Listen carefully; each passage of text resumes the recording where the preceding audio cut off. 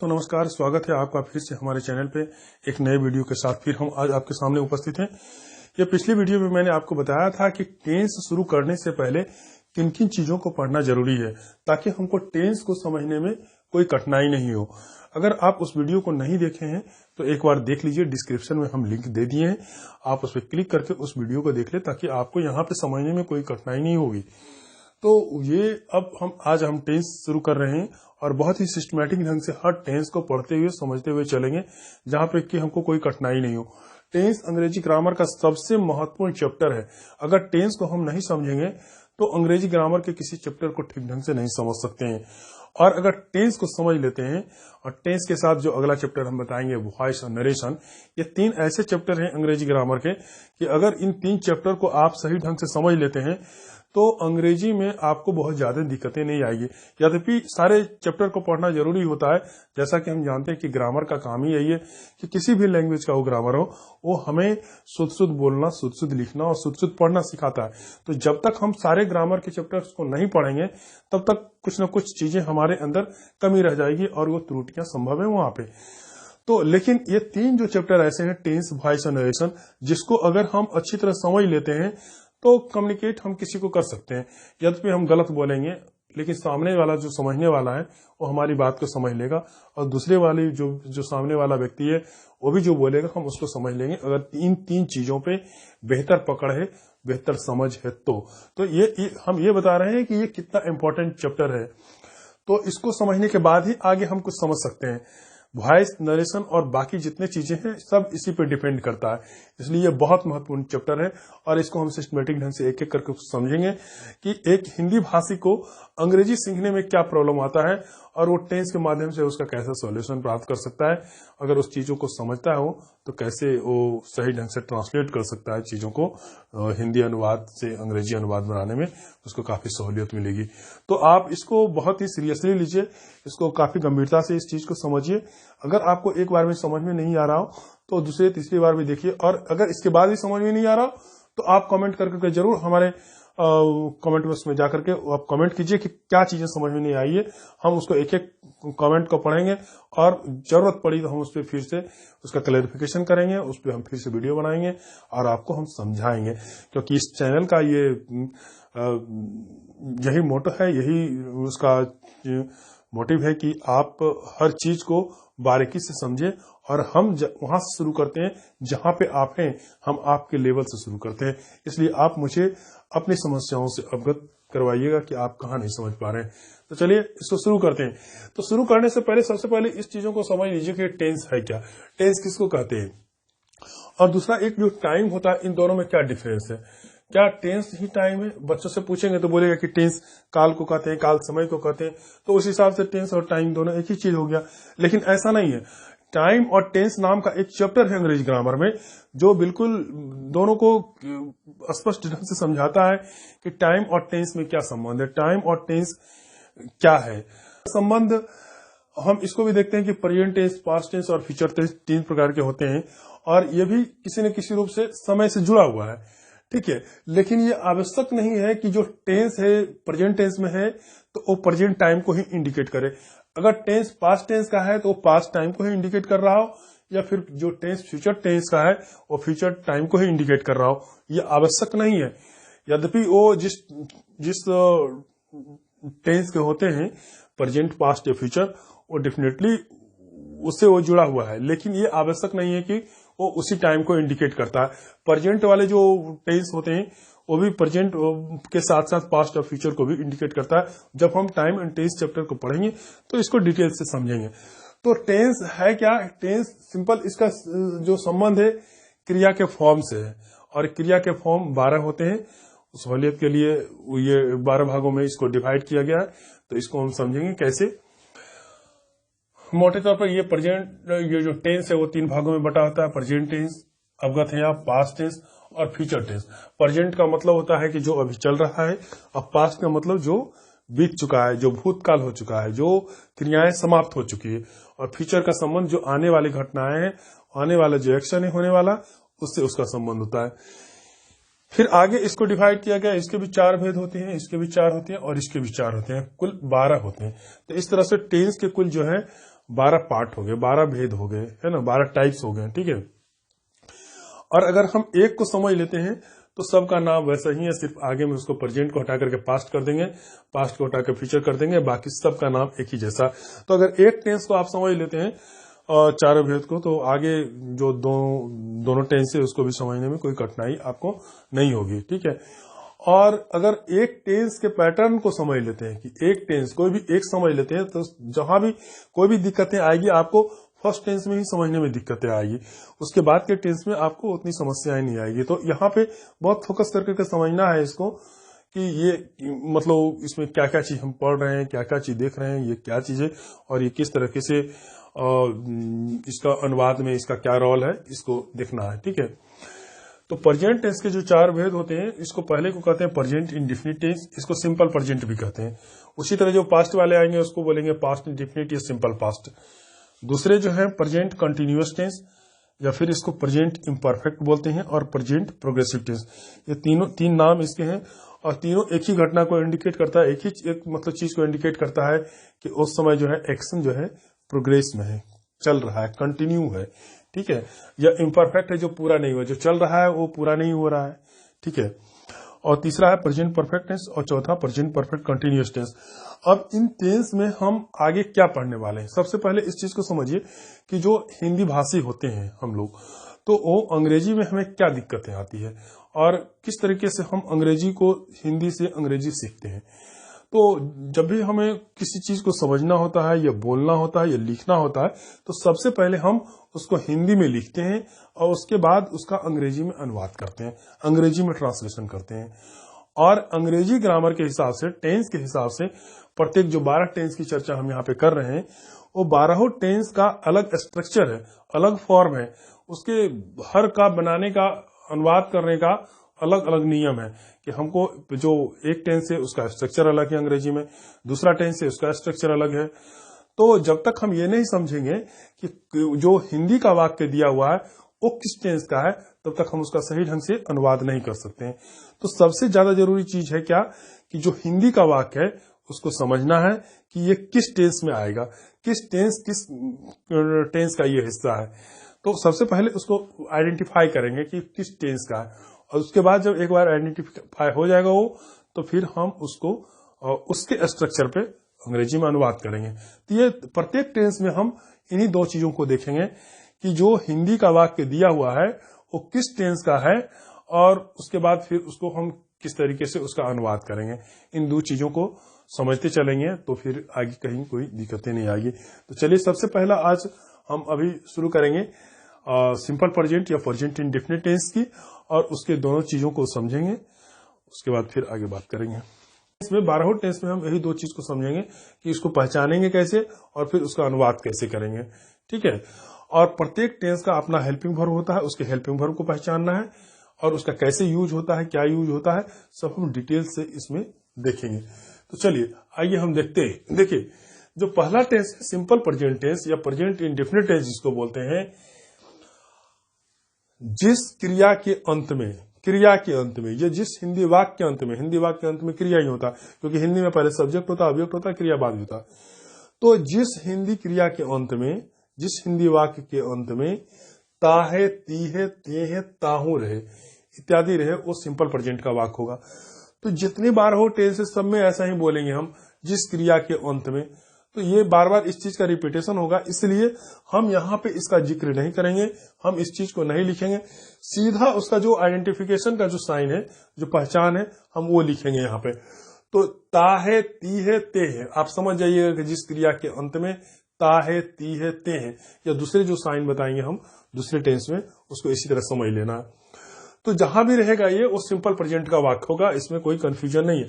अब जैसे एग्जांपल से समझिए कि वह किताब पढ़ता है, तो यहाँ पे देख लीजिए, यहाँ पे लिखा हुआ ता है। जैसे ही दिख गया ता है तो हम समझ जाएंगे कि ये वाक्य जो है सिंपल प्रेजेंट का है, ये प्रेजेंट इंडेफिनिट टेंस का है, इसमें कोई कंफ्यूजन नहीं है। दूसरा क्या है, वे लोग किताब पढ़ते हैं, तो वे लोग किताब पढ़ते हैं, तो यहाँ पे लिखा हुआ ते है, ता है, सिंपल प्रेजेंट का वाक्य, कोई दिक्कत नहीं है समझने में इसको। हम लोग आम खाते हैं, ते हैं, सिंपल प्रेजेंट का वाक्य। सीता आम खाती है, सिंपल प्रेजेंट का वाक्य है।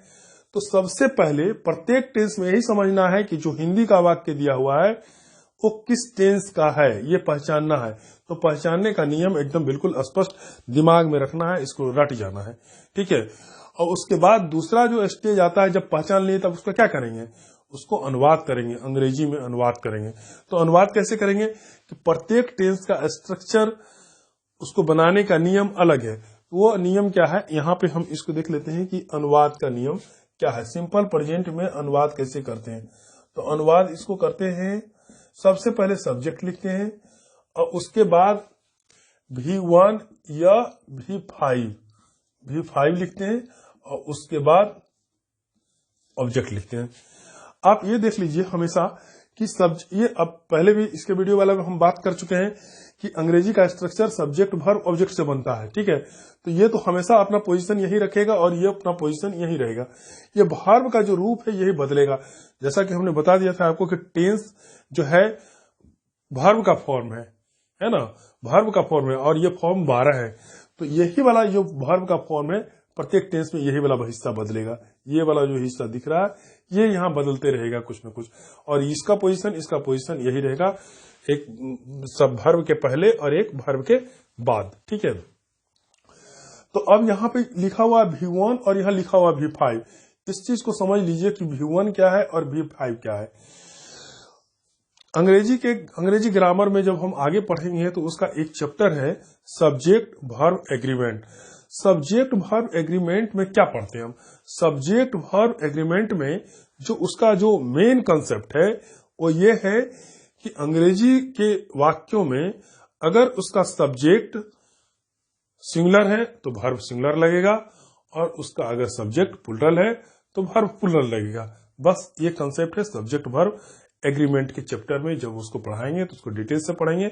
उसमें कंफ्यूजन ये इस बात पे होता है कि कौन सा सब्जेक्ट को सिंगुलर माना जाए, कौन सा प्लूरल माना जाए, क्योंकि सब्जेक्ट एक वर्ड का भी होता है और एक ग्रुप ऑफ वर्ड का भी होता है। तो वो अलग चैप्टर है, उसको हम अलग से पढ़ेंगे। लेकिन उसमें यही देखना आता है जो अभी भी एप्लीकेबल होगा, हर जगह एप्लीकेबल होगा, उस चीज को हम ध्यान में रखेंगे कि सब्जेक्ट सिंगुलर रहेगा तो वर्ब सिंगुलर होगा, सब्जेक्ट प्लूरल रहेगा तो वर्ब सिंगुलर रहेगा। अब यहाँ एक जानने वाली बात यह है कि इसको ये देखिए, एक नाउन है बुक, और ये जो है सिंगुलर भी होता है और प्लूरल भी होता है ना। उसी तरह मान लीजिए कि एक वर्ब है इट, ये भी सिंगुलर होता है और ये भी प्लूरल होता है, ठीक है ना। लेकिन दोनों में बहुत एक मौलिक अंतर है। इस चीज को समझिए कि ये बुक जो नाउन है, नाउन अपने ओरिजिनल फॉर्म में, मेन फॉर्म में वो हमेशा सिंगुलर होता है। बुक ये सिंगुलर है, पेन सिंगुलर है, हाउस सिंगुलर है, हॉर्स काउ ये सभी सिंगुलर है, क्योंकि नाउन अपने ओरिजिनल फॉर्म में सिंगुलर होता है। और जब ये एक से अधिक का बोध करवाता है तो अंग्रेजी में उसके लिए एस या ईएस लगाते हैं। कहाँ पे एस लगता है, कहाँ पे ईएस लगता है, इसको जब हम बताएंगे नंबर तो उसको प्लूरल कैसे बनाया जाता है उसमें हम डिटेल से चर्चा करेंगे। अभी सिर्फ ये समझना है कि जो नाउन होता है उसको प्लूरल जब बनाते हैं तो उसमें एस या ईएस लगा के प्लूरल बनाते हैं। बुक से मतलब एक बुक और बुक से मतलब एक से ज्यादा बुक। लेकिन वर्ब का कंसेप्ट यहाँ पे उल्टा होता है। अंग्रेजी में वर्ब का कंसेप्ट उल्टा है नाउन से। वर्ब अपने ओरिजिनल फॉर्म में, असली रूप में हमेशा प्लूरल होता है, और जब उसमें एस या एस लगाते हैं तो सिंगुलर बन जाता है। समझ में आ रही होगी ये बात, इसको ध्यान से इस चीज को समझिए कि नाउन अपने ओरिजिनल फॉर्म में हमेशा सिंगुलर होते हैं, उसको एस या एस लगा करके प्लूरल बनाया जाता है। जबकि जो वर्ब होता है अपने ओरिजिनल फॉर्म में हमेशा प्लूरल होता है और उसको सिंगुलर बनाने के लिए एस या एस लगाया जाता है। तो अब यहाँ पे ये ध्यान रखना, ये जो V1 होता है ना, ये V1, V2, V3, V4 क्या है, ये वर्ब का ही रूप है। V1 बोलते हैं जो ओरिजिनल फॉर्म है, वर्ब का रूट फॉर्म ऑफ वर्ब जो होता है, यानी जो वर्ब का असली रूप है उसको V1 बोलते हैं, ठीक है। उसी का V2 और V3 होता है, अलग अलग रूप उसके चेंज होते हैं, उसके कुछ वर्ड चेंज हो जाते हैं, कुछ इंटरनल चेंजिंग आते हैं, कुछ में अलग तरीके से, किसी में बदलाव बिल्कुल नहीं आता है, कोई दूसरा और तीसरा फॉर्म एक होता है, कोई पहला दूसरा एक फॉर्म होता है। तो ये अलग होता है, वो पूरा हम एक लिस्ट दे देंगे आपको 100-200 वर्ड का, आगे आने वाले वीडियो में उसको आप रट जाइएगा, फिर इसमें कोई दिक्कतें नहीं आएगी आपको, ठीक है। तो अभी ये समझना है कि इसका V2 और V3 फिर अलग होता है। V4 क्या होता है, जिस वर्ब में ING लगा देते हैं, यानी ING मान V1 में V1 के ओरिजिनल फॉर्म में ing जब लगा देते हैं तो V4 हो जाता है, और जब V1 के में s या es लगा देते हैं तो वो V5 हो जाता है। यानी कि इसमें s या es लगाते हैं तो ये V5 हो जाता है। उम्मीद है कि ये समझ में आ गया कि V1, V4 और V5 का कंसेप्ट क्लियर है। V1 ओरिजिनल फॉर्म में, V1 में जब ing लगता है तो V4 हो जाता है, और V1 में जब s या es लगा करके उसको सिंगुलर बनाया जाता है तो वो V5 बन जाता है। अब यहाँ पे ध्यान देने वाली क्या बात है, जैसे कि अभी कहें कि सब्जेक्ट सिंगुलर होता है अंग्रेजी में तो वर्ब को भी सिंगुलर बनाना पड़ता है, और सब्जेक्ट अगर प्लूरल होता है तो वर्ब को भी प्लूरल बनाना पड़ता है। तो यहाँ पे जब वर्ब, ये जो सब्जेक्ट रहेगा, ये जो सब्जेक्ट सिंगुलर रहेगा, ये बता दिया आपको कि V5 लगा करके उसको सिंगुलर बनाया जाता है। तो जहां सब्जेक्ट सिंगुलर रहेगा वहां पे V5 का इस्तेमाल करेंगे, जहां सब्जेक्ट प्लूरल रहेगा वहां V1 का इस्तेमाल करेंगे। उम्मीद है ये समझ में आ गया होगा। इसको और स्पष्ट करने के लिए हम आपको बता देते हैं कि जहां पे ही, सी, इट और कोई नेम सिंगुलर नाम हो, NAME सिंगुलर नाम, तो उसके साथ क्या लगाएंगे, क्योंकि ये सब सिंगुलर है इसलिए इसके वर्ब भी सिंगुलर रहेंगे, इसलिए V5 होगा। यानी कि s या es, इसके वर्ब में s या es लगाएंगे। कहाँ लगाएंगे ये अलग चैप्टर है, इसको अलग से बात करेंगे। और उसके बाद जो बच गया, जैसे आई ऐसे सिंगुलर है लेकिन ये एक्सेप्शन में आता है कि इसके साथ जो है प्लूरल वर्ब का इस्तेमाल किया जाता है आई के साथ। तो आई, बी, यू, दे, ये प्लूरल है। और प्लूरल नाउन, अगर दो नाउन एक सब्जेक्ट के रूप में आ गया, सीता और गीता स्नान करती है, राम और मोहन मैदान में खेलता है, बच्चे खेलते हैं, तो ये जो सेंटेंस है इसमें सब्जेक्ट प्लूरल नाम है, तो दो नाम एक साथ जुड़ गया तो प्लूरल हो गया। तो जितने भी प्लूरल सब्जेक्ट होते हैं उसके साथ क्या करते हैं, क्योंकि वर्ब ओरिजिनल फॉर्म में V1 होता है तो यहाँ पे V1 का इस्तेमाल करेंगे, और इसमें s या es का इस्तेमाल नहीं करेंगे। s या es नहीं लगेगा, ठीक है, ये नहीं लगेगा, ठीक है। अब ये बात समझ में आ गई होगी। और इसका अनुवाद ये याद रखना है कि सब्जेक्ट और ऑब्जेक्ट तो रहेगा ही, बीच में V1 या V5 लगाएगा। V1 और V5 किसके साथ लगाएंगे, ये बातें आप समझ चुके हैं। अब यहाँ पे एग्जांपल से समझते हैं इसको कि वह किताब पढ़ता है। ये तो समझ में आ गया कि सिंपल प्रेजेंट का वाक्य है। तो इसको बनाएंगे कैसे, ये देखिए सब्जेक्ट है, ये देखिए ऑब्जेक्ट है, और ये देखिए वर्ब है। अब इसको हमको इस पैटर्न पे ढाल देना है तो बन जाएगा। तो सबसे पहले सब्जेक्ट ही, उसके बाद वर्ब, क्योंकि ही जो है सिंगुलर सब्जेक्ट है, इसका एक व्यक्ति का बोध हो रहा है, तो इसके साथ V5 लगाएंगे। क्यों, क्योंकि ये सिंगुलर है तो इसके वर्ब भी सिंगुलर होना चाहिए, और वर्ब को सिंगुलर बनाया जाता है s या es लगा करके। तो ही पढ़ना का रीड होता है तो इसमें s लगाया, रीड्स। और ए बुक क्यों आया, ये भी हम पिछले वीडियो में आपको बता चुके थे कि सेंटेंस मतलब टेंस पढ़ने से पहले किन किन चीजों को जानना जरूरी है, उसमें बता दिए थे। आप मेरा वीडियो उसमें जाकर के देख लीजिएगा, लिंक पे क्लिक कर करके, और उसके बाद इसको समझिएगा। तो ये समझ में आएगा कि ये क्यों आया। ये आर्टिकल है, और ये जो बुक है काउंटेबल नाउन है। अगर कोई काउंटेबल नाउन है और वो सिंगुलर नंबर में है तो उसके पहले आर्टिकल जरूर आता है, ये नहीं तो वो सेंटेंस अंग्रेजी का गलत हो जाएगा, ठीक है। और दूसरा सेंटेंस देखिए, वे लोग सब्जेक्ट है, किताब ऑब्जेक्ट है, और ये वर्ब पढ़ते हैं। तो अब यहाँ पे देखिए ये प्लूरल सब्जेक्ट आ गया, तो इसका अंग्रेजी होता है दे लिख दिए। ये प्लूरल सब्जेक्ट है तो वर्ब प्लूरल रहेगा। प्लूरल वर्ब का मतलब हो गया ओरिजिनल फॉर्म है, इसमें s या es नहीं लगाएंगे, तो यहाँ पे लिखेंगे दे रीड ए बुक। ये इसलिए लगा क्योंकि ये भी सिंगुलर है, नाउन है, सिंगुलर है और काउंटेबल नाउन है, इसलिए आर्टिकल आया।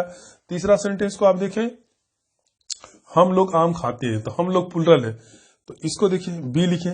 अब इसके ये सब्जेक्ट प्लूरल है इसलिए इसके साथ वर्ब प्लूरल आएगा, और वर्ब प्लूरल आएगा तो इसका मतलब V1 ओरिजिनल फॉर्म लगेगा। बी इट मैंगो, मैंगोज, यहाँ पे बहुत सारा मैंगो है, मैंगोज। बी इट, हम लोग आम खाते हैं। हम लोग अगर कई आदमी हैं तो कई आम खा रहे हैं, सब एक एक खा रहे हैं, तो वो आम प्लूरल हो गया। तो इसलिए इसके पहले आर्टिकल जरूरी नहीं है। हालांकि यहाँ पे चाहे तो हम द आर्टिकल का प्रयोग कर सकते हैं, लेकिन द आर्टिकल एक डिफिनिट आर्टिकल है, जहां पे कि उसको इस्तेमाल करते हैं तो खास हो जाता है। और जब किसी खास आम की चर्चा हो तो यहाँ पे लगाएंगे। लेकिन जब काउंटेबल नाउन प्लूरल होता है तो वहां आर्टिकल आवश्यक रूप से जरूरी नहीं है कि लगेगा ही। लेकिन जब काउंटेबल नाउन सिंगुलर नंबर में हो तो आर्टिकल वहां जरूर लगता है। ये प्लूरल है इसलिए यहाँ पे आर्टिकल जरूरी नहीं है। उसके बाद देखिए सीता आम खाती है, सीता सिंगुलर है तो सीता जब सिंगुलर है तो इसका वर्ब सिंगुलर होगा, तो इसके वर्ब में एस लगाएंगे यानी V5 लिखेंगे, सिंगुलर हो गया। और उसके बाद सीता इट्स, उसके बाद फिर मैंगो, मैंगो सिंगुलर हो गया इसलिए आर्टिकल इसके पहले ए लिखे। अब ये बातें आपको समझ में आ गई होगी। कुछ और एग्जाम्पल से हम इसको समझाने की कोशिश करेंगे और कुछ और एग्जाम्पल हम लेते हैं ताकि आपको ये समझ में आए। ठीक है, ये वीडियो थोड़ा सा लंबा हो रहा है क्योंकि देखिए अगर हम टाइम देखेंगे तो फिर अच्छी तरह से हम इसको समझ नहीं पाएंगे। अभी बहुत कुछ और समझाना था, लेकिन आपको ज्यादा बोरियत नहीं हो, फिर भी ये वीडियो काफी लंबा हो गया है। आप इसको देखिएगा, अगर एक बार में नहीं देख पाते हैं तो इसको 2-3 हिस्सों में बांट करके देखिए, लेकिन बेहतर ढंग से समझना हो तो थोड़ा सा समय देना पड़ेगा।